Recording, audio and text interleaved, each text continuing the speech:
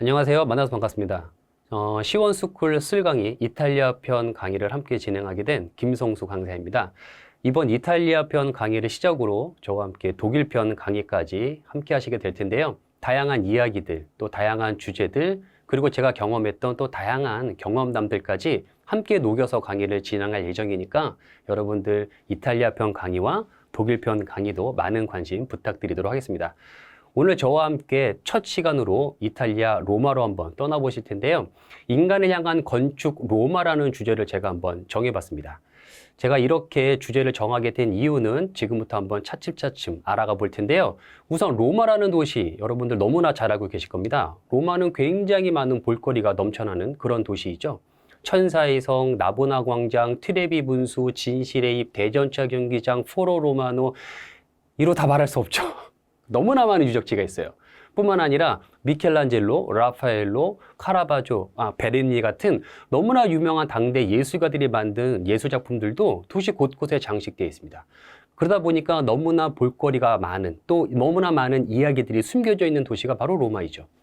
자, 그럼 오늘 저와 함께 이런 다양한 이야기들, 다양한 예술가들에 대한 이야기를 알아볼까요? 그렇지 않고요. 저와 함께 이번 시간에는 고대 로마 건축에 좀 집중해 보려고 합니다.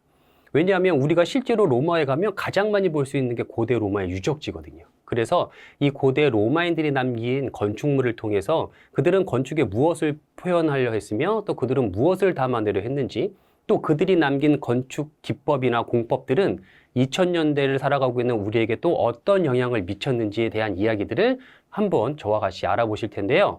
자, 그러면 여러분들한테 고대 건축물, 로마 건축 그러면 가장 어떤 것이 먼저 떠오르세요? 아마 이 두 개의 건축물을 가장 먼저 떠올리지 않을까라는 생각을 합니다. 판테온과 콜로세움이죠. 사실 뭐 말이 필요 없는 건축물입니다.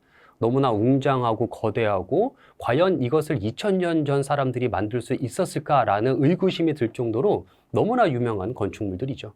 그러면 오늘 우리는 이 두 개의 건축물을 통해서 고대 로마 건축을 알아보는 걸까요? 그렇지 않고요. 제가 여러분들에게 소개시켜드리고 싶은 건축물은 바로 이거예요. 뭐냐면 수도교입니다. 들어보신 분들도 계실 거고요. 혹시 로마 여행을 하시면서 보신 분들도 계실 거고요. 아마 실제 여행을 했지만 못 보신 분들도 많으실 거예요. 그러니까 제가 현장에서 이 수도교를 손님들과 함께 갈 때요. 정말 콜로세움, 판테온보다도 더 감동을 많이 받았던 분들이 훨씬 더 많았습니다.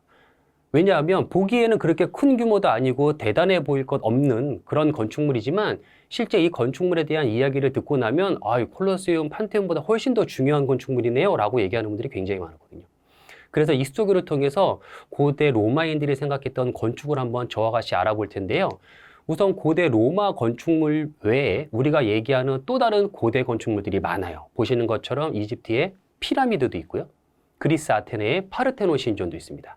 그리고 바빌로니아 제국의 이슈타르문이라고 하는 성문, 이런 것들이 인간이 만든 고대 건축물 중에 가장 뛰어난 건축물이라고 평가받는 것들이죠. 자, 그런데 이 각각의 용도를 한번 볼까요? 피라미드는 어떤 목적에 의해서 만들어졌을까요? 우리가 알고 있는 파라오, 이집트의 왕, 절대 권력자의 무덤으로 만들었던 거예요. 자, 그리고 파르테논 신전은요? 종교적인 의미의 신전이었죠. 이곳에 당시 그리스 시민들이 막 들어가서 뭔가를 활용할 수 있었을까요? 그렇지 않습니다. 뿐만 아니라 이슈타르 성문 같은 것도 성문이라는 이름을 갖고 있지만 실제 성문으로서의 역할보다는요. 어떤 바빌로니아 제국의 강력했던 제국의 모습 또 부유함을 상징하기 위해 만든 상징적인 문이라고 보시면 돼요. 자, 이런 말씀을 드리고 싶어요. 만약 피라미드든 파르테논 신전이든 이슈타르 문이든 만약 이런 것들이 없었다 해도 당시 그 시대에 살고 있던 사람들의 실상을 해서 얼마나 큰 영향을 미쳤을까요? 이것들이 없다 그래서 그들이 사는데 굉장히 불편했을까요? 삶에 어떤 변화가 있었을까요? 아마 그렇지는 않았을 거라고 생각을 합니다. 앞서 말씀드렸던 판테온과 콜로세움도 마찬가지예요. 없으면 아쉬울 수는 있었겠죠. 하지만 없다 그래서 그들의 실생활에 삶에 큰 어려움은 없었을 거라는 겁니다. 왜 이런 말씀을 드리냐 하면 우리가 이야기하는 건축은 어떤 목적성이 있어야 되고요. 그 목적성은 과연 얼마나 실용적인가를 우리는 항상 염두에 두고 건축을 하고 있기 때문이에요. 그러니까 우리가 지금도 건축을 하잖아요. 생각해 보세요. 어떤 공간을 만들어낼 것인가가 건축의 가장 핵심이죠. 그 공간은 어떻게 활용할 것인가. 그리고 그렇게 활용되는 공간은 과연 실용적인가라고 하는 부분들을 우리는 굉장히 많이 염두에 두면서 건축이라는 행위를 해요. 제일 핵심은 바로 실용성이에요.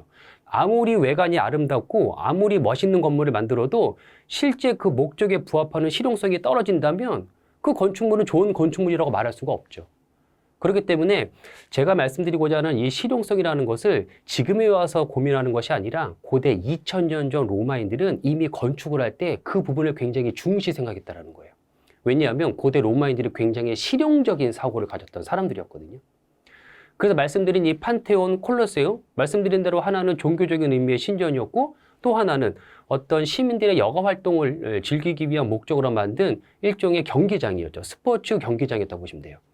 말씀드렸다시피 이 두 개가 없다 그래서 삶에 큰 문제는 없었을 거예요. 하지만 오늘 저와 함께 알아볼 수도교는 다릅니다. 수도교의 목적은 뭐죠? 말 그대로 물을 공급받기 위한 상수도관이었어요. 그러니까 물을 공급받는다라는 것은 물을 사용할 수 있게 한다라는 건데 우리가 사는 데 있어서 가장 중요한 필수적인 요소 중에 하나가 바로 물이잖아요. 그러다 보니까 이 수도교가 없으면 물을 공급받지 못했을 거예요. 물을 공급받지 못했다면 사는 데 있어서 굉장히 많이 어려웠겠죠. 콜로세움에서 경기 하루 안 봐도 돼요. 그리고 판테온 신전에 가서 뭐 신들한테 기도 한 번 안 해도 돼요. 하지만 물을 며칠 동안 공급받지 못한다면 어떻게 될까요? 사람은 살 수 없잖아요. 그러니까 그런 면에서 본다면 수도교는 실생활에서 없어서는 안 될 아주 필수적인 요소물이었다는 거예요. 일종의 공공건축이었다는 거죠. 자, 여러분들이 로마에 가시게 되면 굉장히 눈에 많이 띄는 게 있어요. 유적지뿐만 아니라 바로 이런 분수대입니다. 그래서 여러분들은 로마로 다니시다 보면 골목골목 구석구석에서 이런 다양한 분수대를 만들 수 있어요. 이 분수대는요, 아주 유명한 예술가들이 만든 분수대도 굉장히 많습니다.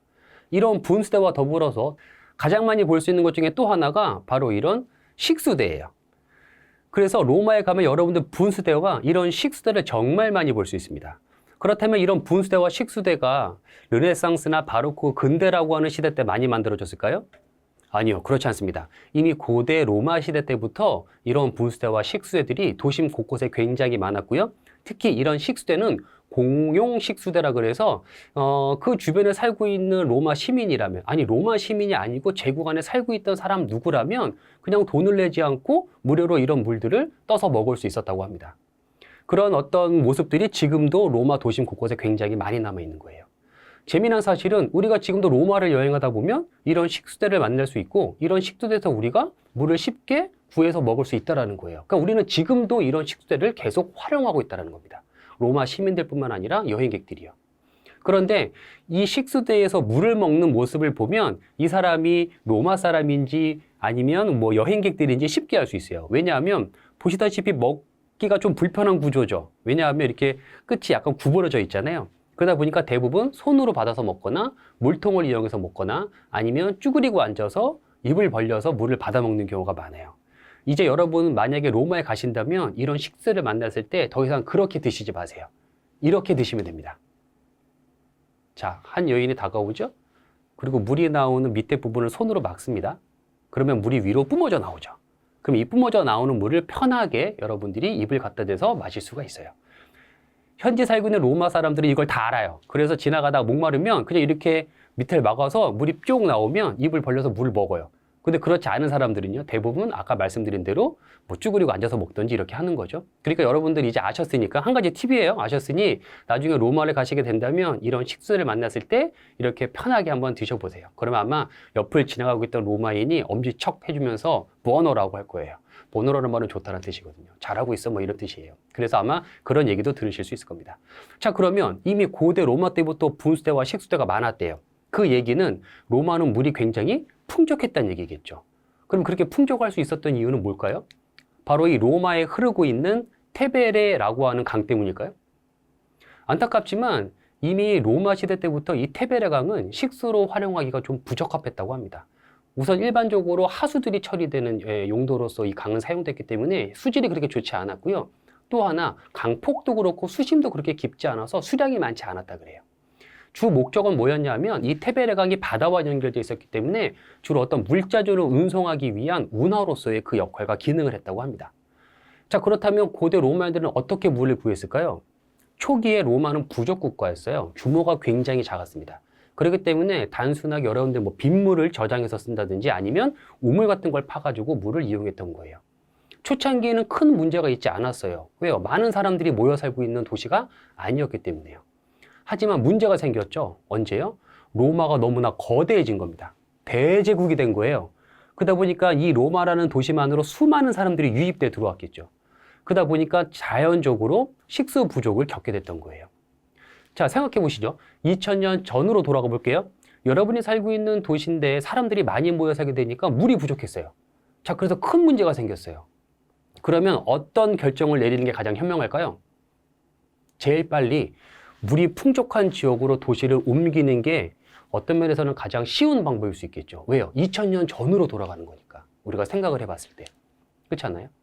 그래서 아마 도시를 어떤 큰 강이라든지 아니면 뭐 물이 풍족한 호수 쪽 지역으로 도시를 옮기는 게 가장 현명한 방법이었을 거예요. 그런데 로마인들은 그렇게 생각하지 않았어요. 로마인들은 생각을 좀 다르게 했습니다. 이게 아주 독특해요. 그 사람들이 이렇게 생각했죠. 아니, 이미 우리가 오랜 세월 동안 털을 잡고 있던 이 도시를 물이 부족하다는 이유 때문에 버리고 떠나는 것이 말이 되나? 아니, 그냥 좋은 물이 있으면 그 물을 도심 안으로 갖고 오면 안 돼? 그래서 우리가 그 물을 사용하면 안 될까라고 생각했던 거예요. 저는 이게 가장 중요한 포인트라고 생각합니다. 어떤 거예요? 바로 발상의 전환이었어요. 그러니까 로마인들은 역사를 공부하다 보면 우리가 생각지도 못한 그런 것들을 굉장히 많이 생각해냅니다. 그래서 이런 발상의 전환으로 우리가 오늘 이야기하게 되는 수도교가 만들어진 거예요. 그래서 이 수도교는 어떤 구조로 이루어져 있냐면 대부분 아치 구조로 이루어져 있죠. 로마인들은 아치라는 공법을 굉장히 자유롭게 활용했던 사람들이에요. 그러다 보니까 아치를 이용해서 수도교를 만드는 건 사실 일도 아니었다고 생각하시면 됩니다.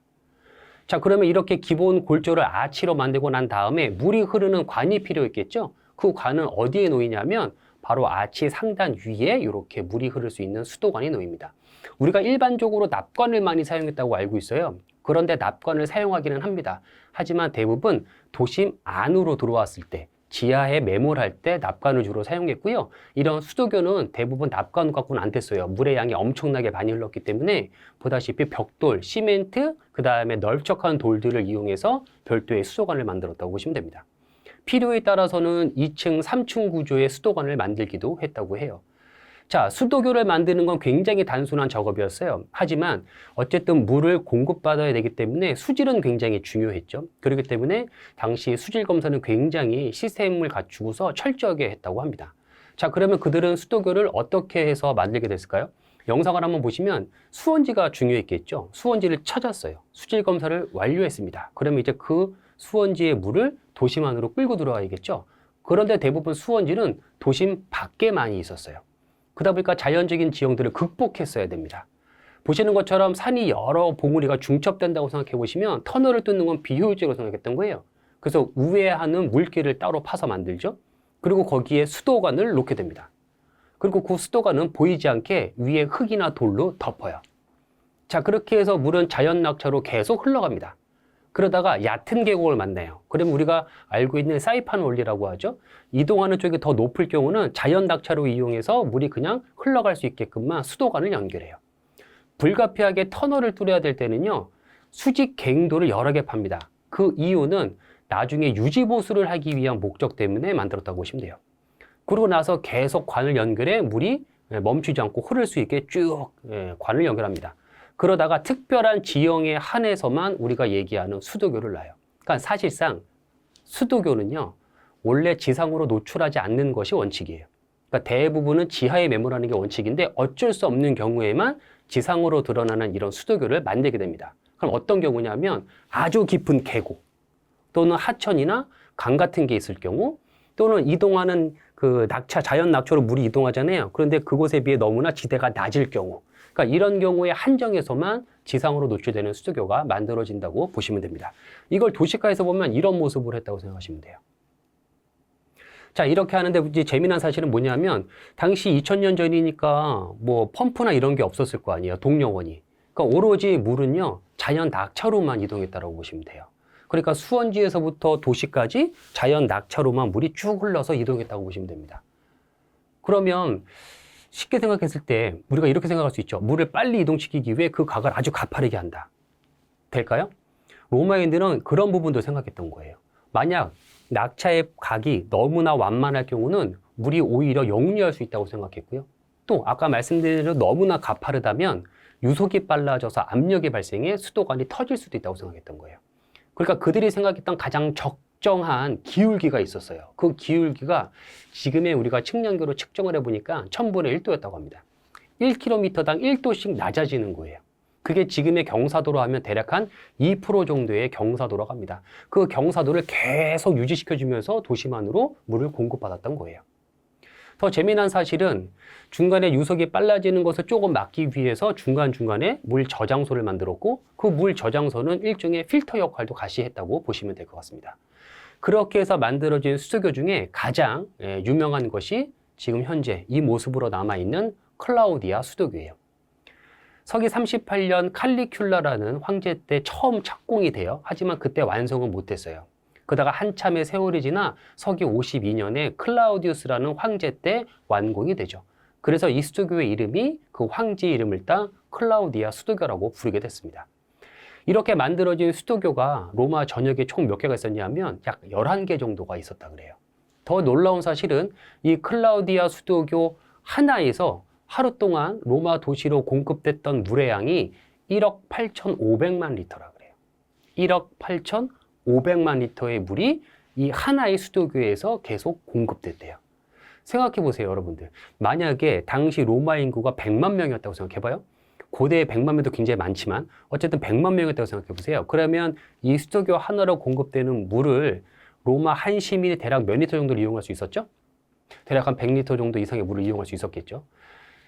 여러분들, 우리가 지금 현대를 살아가고 있는 우리가 하루 동안 먹고 샤워하고 뭐하고 뭐 이렇게 쓰는 여러 물 있잖아요. 그 물 다 합쳐서 여러분들이 하루 동안 대략 얼마 정도 쓸 것 같으세요?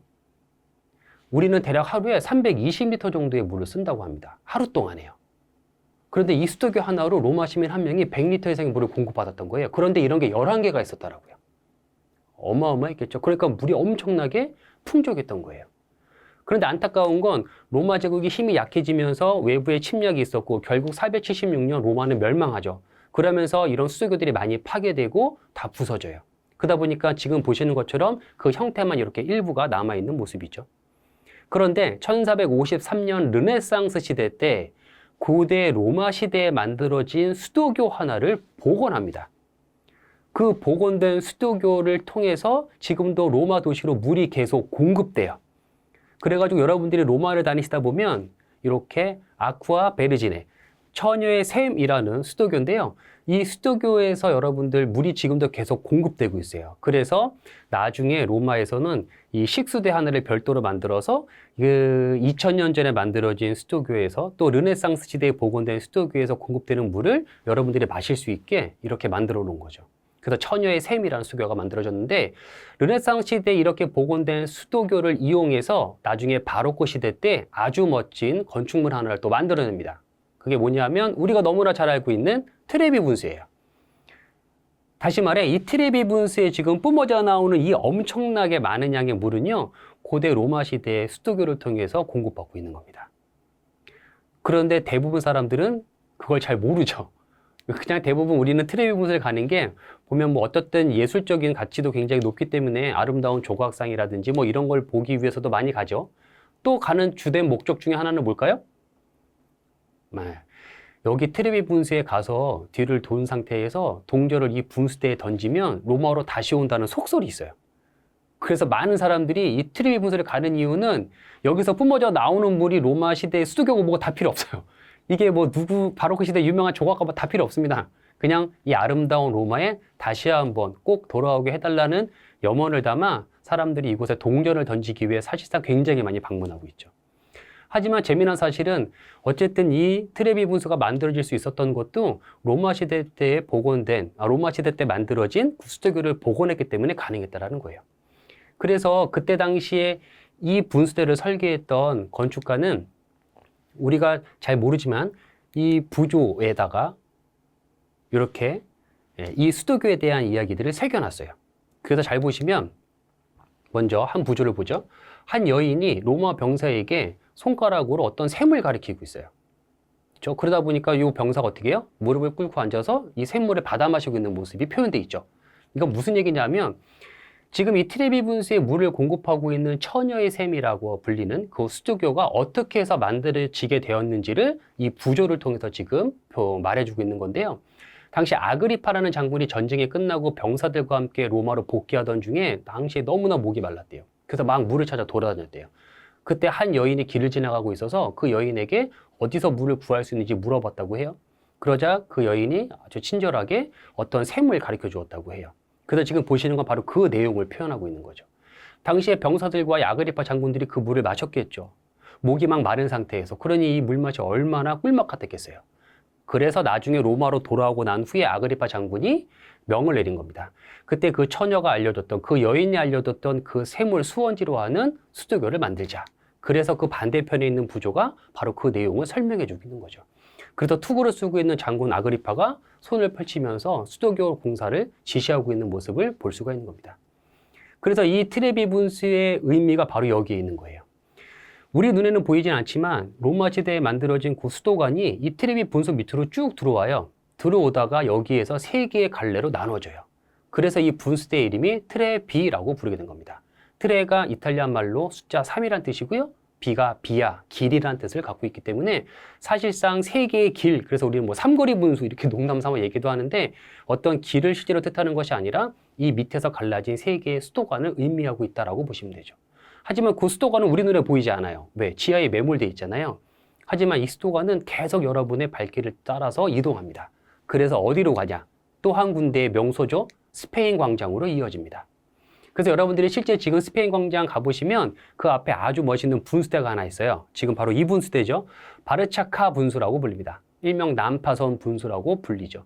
그래서 장로레조 베르니니가 설계해서 만든 아름다운 분수대이기도 한데요. 바로 이 분수대에 물 또한 말씀드린 처녀의 샘이라고 하는 수도교에서 물을 공급받고 있는 거예요.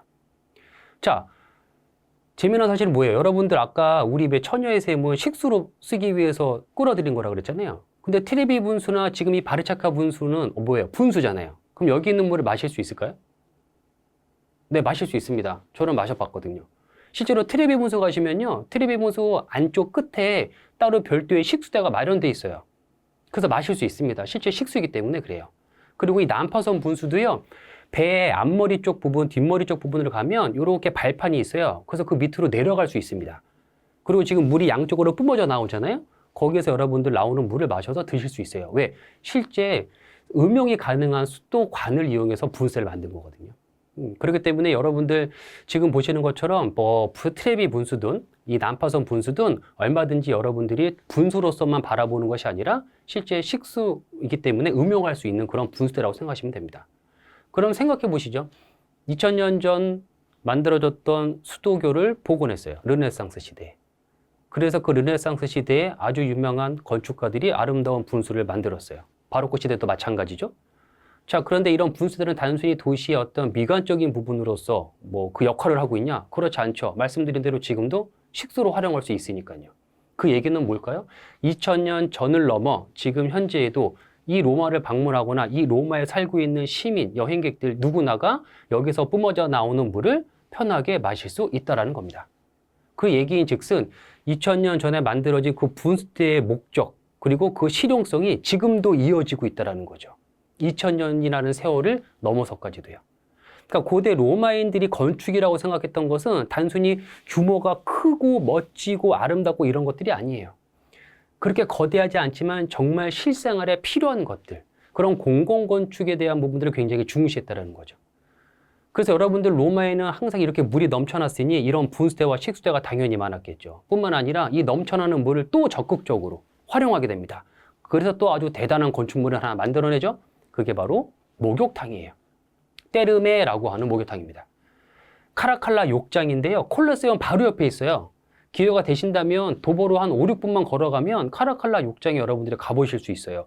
규모가 정말 큽니다. 어느 정도 규모였냐 하면 이 카라칼라 욕장에 동시에 사람들이 들어와서 목욕을 할 수 있는 가용 인원이 약 1,500명이었다 그래요. 그러니까 1,500명이라는 사람들이 한 번에 들어와서 목욕을 할 수 있었다고 생각하시면 돼요.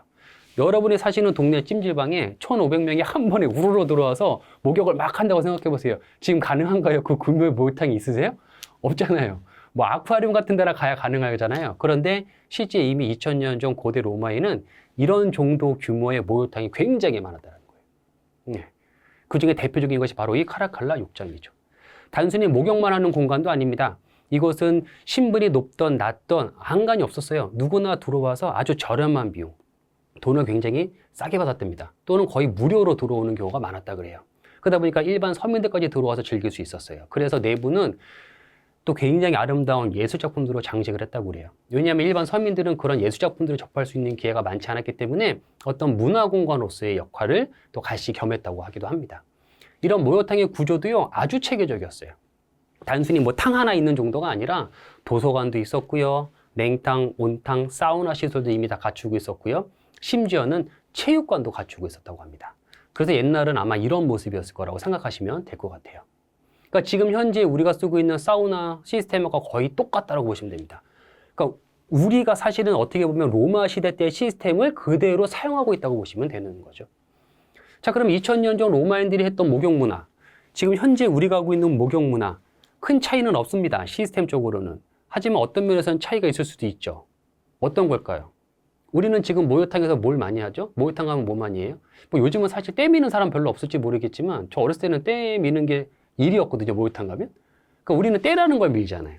그럼 고대 로마인들도 때를 밀었을까요? 어땠을까요? 제가 이렇게 질문하니까 때를 밀었을 것 같죠? 네, 맞습니다. 고대 로마인들도 때를 밀었어요. 바티칸 박물관에 가시면 볼 수 있는 아폭시오미너스라는 조각상인데 이름이 때를 미는 사람이에요. 그래서 고대 그리스의 리시포프라고 하는 조각가가 만든 조각상인데요. 잘 보시면 조각상에 한 남성이 팔을 뻗고 있죠? 그리고 한 손으로는 무언가를 움켜쥐고 있어요. 그리고 보시면 뻗고 있는 팔의 삼두 쪽 부분을 지금 이렇게 뭔가로 긁고 있는 모습이라고 생각하시면 될 것 같습니다. 이게 당시 고대 로마 때 때를 미는 방식이었다 그래요. 그래서 지금 우리처럼 천을 이용해서 미는 것이 아니라 어떤 도구를 이용해서 때를 밀었는데 그 도구가 이렇게 생겼대요. 그래서 스트리길레라고 불리는 이 도구를 이용해 때를 밀었다고 합니다. 실제 여러분들이 이런 장면이 어떻게 했는지 궁금하시면 우리 왜 그 OTT 이런 걸 통해서 보시면 미드 이런 거 있잖아요. 거기에 스파르타쿠스라는 드라마가 하나 있어요. 그 옛날 로마 시대 때 검투사를 다룬 내용이거든요. 거기에 보시면 실제 사우나실에서 검투사들이 경기를 마치고 난 후에 이 스트리길레라는 도구를 이용해서 때를 미는 모습이 나옵니다. 그러니까 이게 실제로 그때 당시에 했던 방식이라고 보시면 될 것 같아요. 그래서 이걸 이용해서 올리브유를 몸에 바르고 긁어내면서 각질을 제거했다고 보시면 될 것 같아요. 그러니까 고대 로마 사람들도 때를 밀었다고 보시면 되죠. 그래서 이태리 타월이 유명하다고 생각하실 수도 있습니다. 재미난 거 이태리 타월은 그 이태리 타월의 원단이 이태리에서 온 거래요. 그래서 거기서 생산되는 원단으로 만든 타월이 우리 때는 때를 미는 타월로 썼기 때문에 그런 명칭이 붙여졌다고도 하죠. 자, 이렇게 로마 시대 때 물이 풍족했기 때문에 이런 대중목욕탕 문화도 발달할 수 있었던 거예요. 만약 물이 풍족하지 않았다면 이런 대중목욕탕 문화가 발달할 수 없었겠죠. 그렇죠? 그러면 이런 뛰어난 문명들, 문화들을 단순히 로마라는 도심 안에서만 국한돼서 즐겼을까요? 그렇지 않죠. 로마는 거대한 제국이었잖아요. 그러니까 로마가 통치하는 거대한 제국에는 모두가 다 똑같이 문명적 혜택을 누릴 수 있었습니다. 로마의 보호를 받으면서요. 그렇기 때문에 우리 개념상 식민지에서 살았던 사람임에도 불구하고 스페인이든 프랑스든 영국이든 어디를 가든 대부분 이 로마의 영향을 받았다는 것을 굉장히 자부심을 가지며 이야기하는 사람들이 많아요. 특히 우리가 알고 있는 아주 유명한 처칠 수상 같은 경우는 이런 말을 했다 그래요. 만약 카이사르, 시저가 도보 해협을 건너 우리 영국에 들어오지 않았다면 우리는 아직도 야만의 문화를 갖고 있을 것이다 라고 얘기했을 정도니까 어떤 면에서 보면 식민지로서의 식민 생활을 했던 사람인데 어떻게 그런 생각을 할 수 있을까라고 생각할 수 있어요. 하지만 그게 가능했던 것이 로마 제국 안에 있으면 보호를 받으면서 뛰어난 문명 혜택을 이렇게 누릴 수 있었기 때문에 쉽게 로마화 되었다고 보시면 될 것 같아요. 그러다 보니 로마 제국 용토 안에 있었던 수많은 장소들에서는 고대 로마의 문명적 혜택을 우리가 볼 수 있습니다. 그 흔적 중에 하나가 보시면 이렇게 레바논 베이루트라는 지역에 가셔도 로마 시대 때 만들어진 목욕탕 유적지를 만나볼 수도 있고요. 또 영국 바스라는 지역에 가면 제일 유명하죠. 로마 시대 때 만들어진 목욕탕 유적지를 우리가 이렇게 볼 수 있는 거예요. 그러니까 이런 도시에 목욕탕이 만들어졌다는 건 물을 공급받을 수 있는 수도교가 있었다는 얘기겠죠. 그래서 유럽을 여행하다 보면 또 로마인들이 남긴 수많은 수도교들을 우리는 만나볼 수 있습니다. 그 중에 가장 대표적인 것이 어딜까요? 스페인에 가면 여러분들 세고비아라는 도시가 있죠. 그 세고비아라는 도시에 가면 이 수도교를 볼 수 있어요. 너무나 멋지죠. 도심 한복판에 엄청나게 높은 규모의 수도교가 쌓여져 있는데요. 이 수도교를 보기 위해서 세고비아라는 도시를 방문하는 사람들이 굉장히 많죠. 뿐만 아니라 프랑스 남부에 가면 퐁두가르라고 하는 로마 시대 때 또 대표적인 수도교가 하나 이렇게 만들어져 있기도 합니다. 자, 로마 제국은 유럽에만 국한되지 않았죠. 바다를 건너 지중해를 건너 북아프리카 지역까지도 로마 제국 영토화에 놓였었어요. 그러다 보니까 이 북아프리카 지역에도 로마 시대에 만들어진 수많은 도시들이 있죠. 근데 이 북아프리카 지역은 대부분 다 사하라 사막으로 이루어진 지역들이에요. 그러니까 사막이니까 당연히 물이 굉장히 많이 부족했겠죠. 그럼에도 불구하고 로마인들은 거기에 도시를 세웠다는 겁니다. 왜 가능했을까요? 수도교를 만들 줄 알았으니까요. 그 대표적인 곳이 바로 이 알제리에 있는 팀가드라고 하는 군사용 목적으로 만든 도시인데, 이것 또한 당시 로마인들이 만들었기 때문에 여기에다가 물을 공급하기 위해 엄청나게 거대한 수도교를 착공하게 되죠. 그 수도교가 이 튀니지 수도교라고 불러요. 그래서 사하라 사막을 가로질러 이 팀가드라는 도시만으로 물이 공급될 수 있도록 만든 수도교이죠. 무려 이 수도교의 길이는 거의 160km에 달할 정도라고 합니다. 그래서 고대 로마인들이 만든 수도교 중에 가장 긴 길이를 가지고 있는 수도교이기도 하죠. 그러다 보니까 이렇게 로마라는 제국은 당시 시민들을 위해 공공건축을 많이 만들었고, 이것이 지금의 우리가 얘기하는 도시 인프라라고 하는 그런 모습으로 발전되었던 거예요. 그러다 보니까 로마인들은 아무 걱정이 없었어요. 왜? 제국이 보호해주죠. 그 다음에 이렇게 또 실용성을 중시한 공공건축물을 많이 만들었죠. 그러다 보니까 자연스럽게 로마 사람들은 뭐에만 집중하면 돼요? 사는 것에만 집중하면 되는 거예요. 어떻게 먹고 살 건지만. 그렇기 때문에 사실은 저보고 만약에 2000년 전으로 돌아가서 다시 로마 시대 때 만약에 돌아가서 살려면 살 수 있겠냐고 질문하신다면 저는 가능했을 것 같아요. 단 노예만 아니라면. 그냥 일반 시민권자 정도라면 사실은 지금 우리가 살고 있는 도시랑 크게 별을 다를 바 없거든요. 제가 말씀드리진 않았지만 사실 로마 시대 때는 이미 아파트 형태의 구조, 주상복합 형식의 인슐라라고 하는 그런 주택단지들도 이미 다 만들어져 있었기 때문에 사실 먹고 자고 사는 의식주의 문제는 크게 문제되지 않았을 겁니다. 그것이 뭐 때문에 가능했다? 바로 로마인들이 생각했던 건축의 중요성, 그중에서도 실용적인 것, 그리고 공공성에 대한 부분들을 굉장히 중시했기 때문에 시민들을 위해서 이렇게 다양한 건축물들을 많이 만들었죠. 그러니까 이런 것들이 고대 로마를 우리가 알아야 할 이유고, 또 로마를 여행하는 가장 큰 이유 중에 하나라고 저는 생각해요. 그리고 그런 것들을 가장 잘 엿볼 수 있는 게 오늘 제가 여러분들에게 설명드린 이 수도교라고 하는 그 유적지 하나를 통해서 한번 이야기해드리고 싶었기 때문에 이번 시간은 수도교를 한번 이야기해 보았습니다. 어떻게 재밌게 들으셨는지 모르겠는데요. 다음 강의도 또 재미난 이야기로 준비되어 있으니까 많은 관심 부탁드리겠습니다. 감사합니다.